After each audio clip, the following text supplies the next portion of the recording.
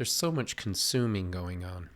Hey, how's it going? So this is a video on how to change the time here in the Rointe Sigma Radiator.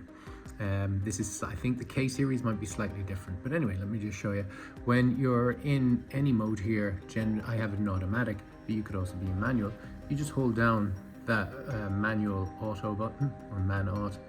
There you can see that comes up now, and you can change the time. So you can put it an hour forward and for daylight savings, and then if you want to just save it at that, man auto, and then it goes to seconds, man auto. If you want to change the day of the week, it'll just pop down here, because that's what that is. That's fine where it is. And so there we are. That's how you change the time.